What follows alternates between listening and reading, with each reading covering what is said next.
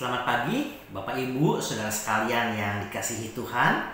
Jumpa kembali di dalam doa pagi di hari Kamis ini. Dan sebelum kita merenungkan pembacaan firman Tuhan, mari sebelumnya kita berdoa.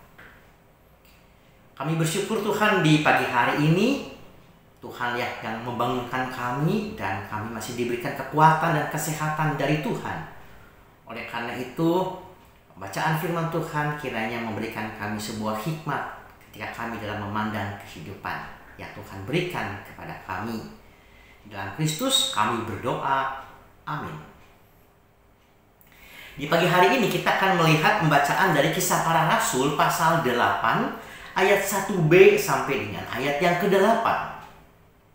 Akan bacakan untuk kita semua. Pada waktu itu mulailah penganiayaan yang hebat terhadap jemaat di Yerusalem.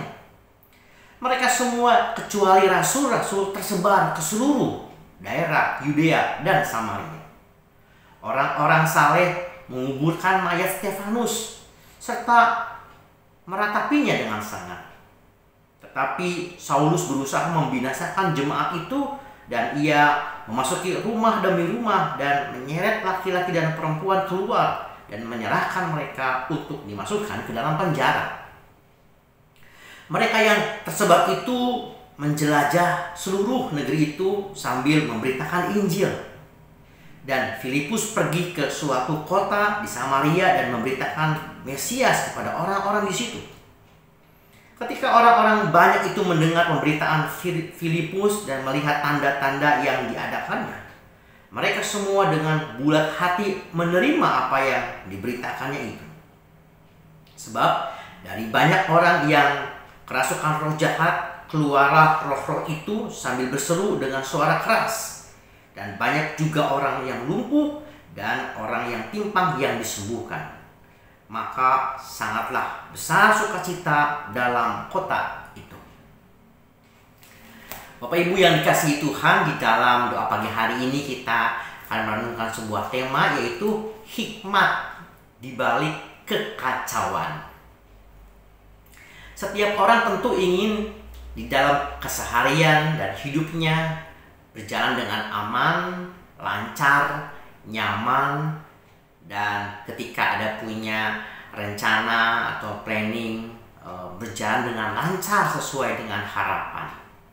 Ya, orang maunya ya nyaman, aman. Yang terjadi adalah apa yang direncanakan di dalam kehidupannya sehari-hari.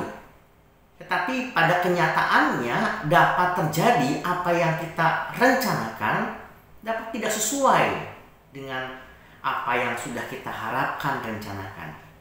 Apa yang menjadi harapan pada kenyataannya dapat terjadi tidak sesuai dengan harapan. Dan kita dapat menjadi marah, kecewa karena apa yang direncanakan tidak jadi sesuai dengan harapan. Kita bisa marah kepada Tuhan, ataupun kita juga bisa kehilangan sukacita, kehilangan kebahagiaan ketika berbagai hal, sesuatu yang terjadi tidak sesuai dengan rencana. Nah, di dalam kesempatan saat ini kita akan melihat bagaimana cara memandang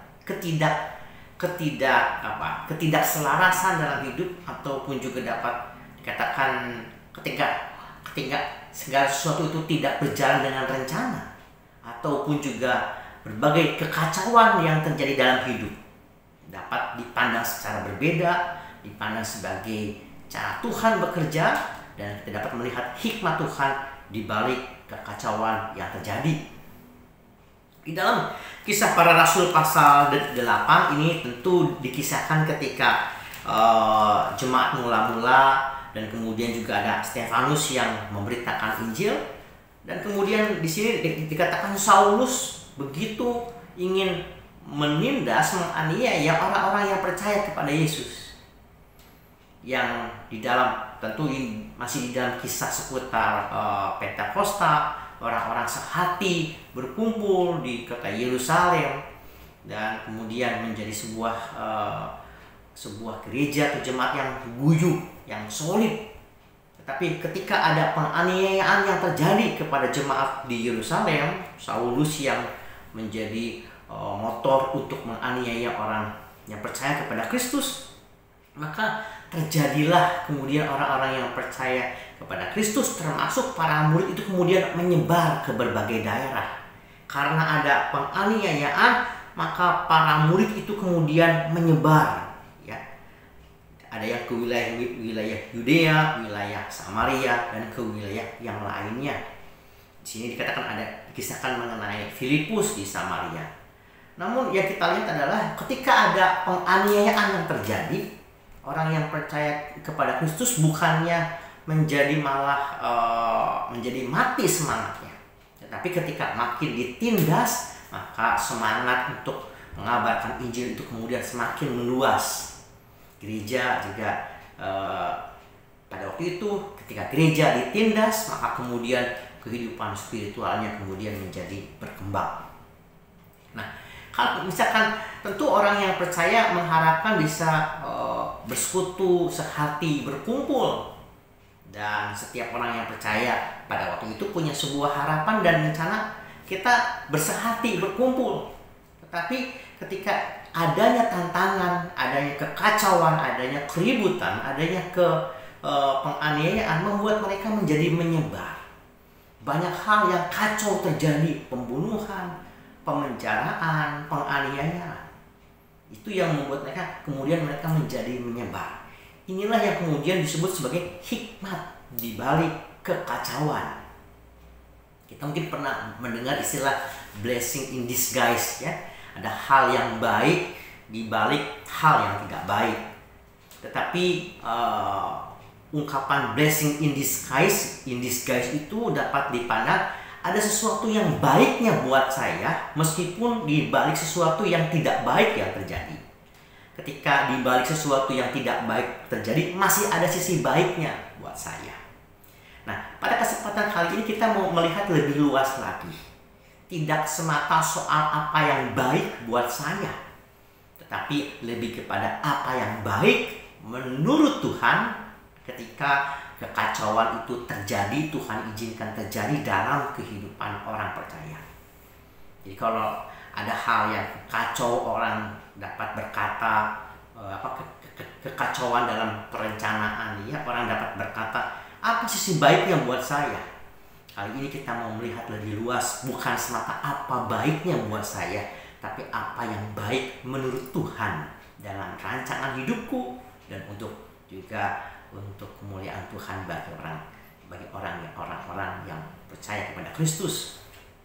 Suatu kali saya mengantar ibu saya untuk check up untuk cek ke rumah sakit Darmais. Ya. Tentu rumah sakit Darmais adalah rumah sakit yang dikenal sebagai rumah sakit untuk penderita kanker. Ya.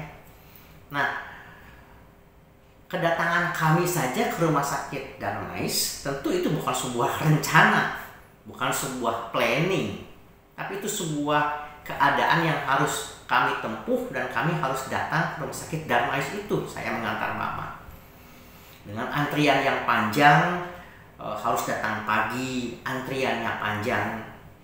Pada waktu itu kita bisa memilih, mau pilih kesel, mau pilih marah-marah, mau pilih kecewa, banyak hal. Tetapi di dalam antrian yang panjang itu di pagi hari itu, dan ketika saya juga mengantar ibu yang juga dengan dengan cancer begitu, ya, dengan breast cancer, maka ketika kami mengantri ada seorang ibu yang menggunakan kerudung, tentu bukan orang Kristen, ya. Kita tahu bahwa beliau adalah seorang yang Muslim. Tapi karena sama-sama seperjuangan dalam mengantri, seperjuangan dalam berjuang melawan kanker, kemudian di dalam antrian itu ibu ini kemudian bertanya kepada saya, "Bapak, Anda Kristen ya?" "Iya." "Pak, karena Bapak Kristen, saya mau tanya kepada Bapak."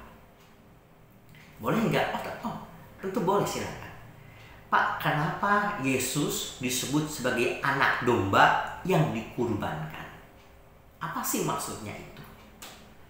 Nah, Ketika ibu yang tadi berkerudung bertanya seperti itu, saya memandangnya peristiwa itu sebagai sebuah momen, sebagai sebuah saat di mana saya bisa bercerita tentang Yesus, menjelaskan tentang Kristus kepada beliau.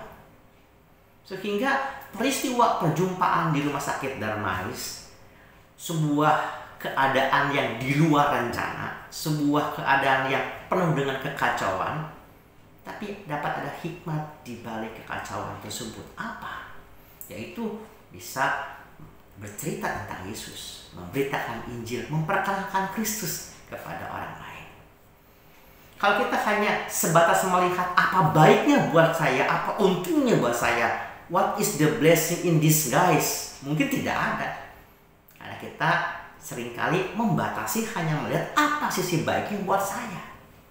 Tetapi ketika kita melihat apa yang baiknya menurut Tuhan, kesempatan perjumpaan itu dapat menjadi sebuah kesempatan memperkenalkan Kristus. Kekacauan yang terjadi di dalam kehidupan saya dapat menjadi sebuah kesempatan bersaksi, menceritakan tentang Yesus kepada orang lain. Bapak Ibu yang dikasihi Tuhan, ketika dalam hidup kita juga dapat terjadi kekacauan, sesuatu yang terjadi di luar rencana. Mari kita lihat tidak semata apa baiknya buat saya, tapi apa rancangan Tuhan yang baik menurut Tuhan, yang juga pastilah dalam rancangan yang terbaik, yang dapat menjadi sebuah kesempatan bagi kita untuk bersaksi tentang Kristus, memperkenalkan Kristus dalam berbagai situasi yang tentunya juga tidak mudah. Setiap orang pasti menghadapi hal-hal yang sulit, tapi kemudian bagaimana kita memandang penderitaan secara berbeda, memandang kekacauan secara berbeda, memaknai secara berbeda, menyikapi secara berbeda. Itu dapat menjadi sebuah hikmat, berkat bagi diri kita dan juga bagi banyak orang. Selamat memaknai, memandang, dan menyikapi secara berbeda berbagai kekacauan dalam kehidupan kita. Kiranya dapat menjadi sebuah hikmat dan berkat bagi banyak orang. Mari kita berdoa. Bapa Surgawi, kami hendak berdoa untuk hari ini. Tentu kami mengharapkan apa yang lancar bagi pekerjaan, kesehatan, rezeki, dan banyak hal.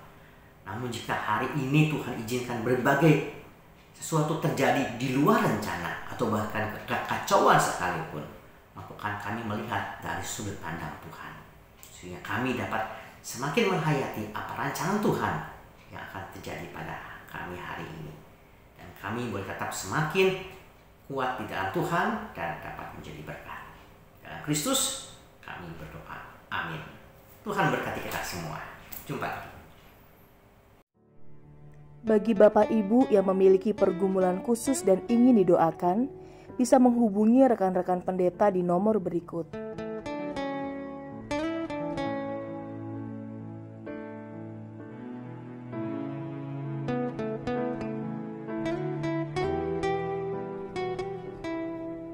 Tuhan Yesus memberkati.